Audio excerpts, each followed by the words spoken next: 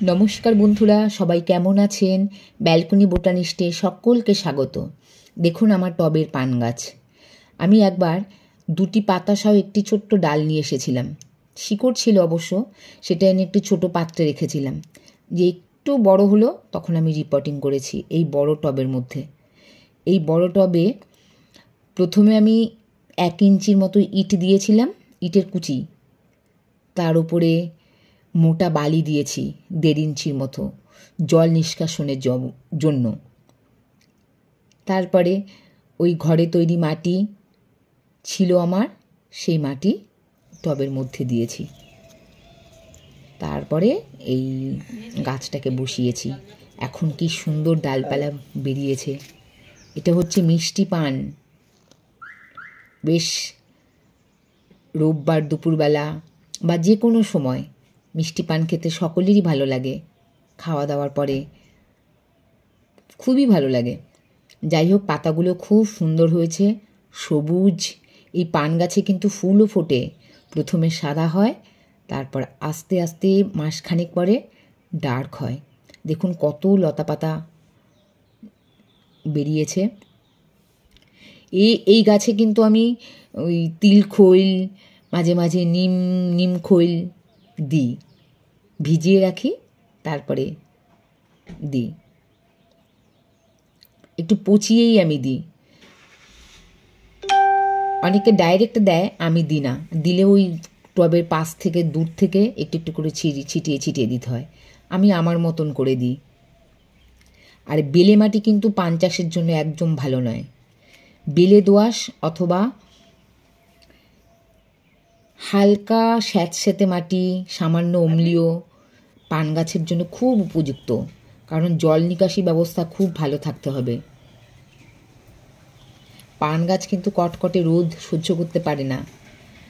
পরোক্ষ রোদ, অর্থাৎ দেখবেন না বড় যে পাটকাঠি দেয়, আমার তো টবে আমি ওই গাছের ছায়ায় রেখেছি, কিন্তু ফাঁক দিয়ে রোদ পড়ছে। দেখেছেন কত সুন্দর হয়েছে। আর এই পানের পাতা কিন্তু অনেক উপকার আছে। বিশেষ করে কোলেস্টেরলের মাত্রা কমাতে খুব সাহায্য করে। কারণ কি হচ্ছে, এই পান পাতাতে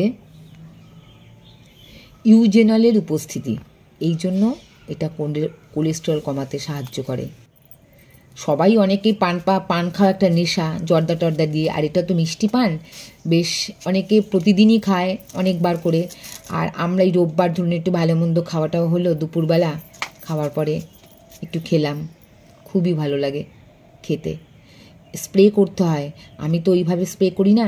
নিম পাতা জলে মিক্সিতে পেস্ট করে সেই জল স্প্রে করি, একটাও পোকা থাকে না।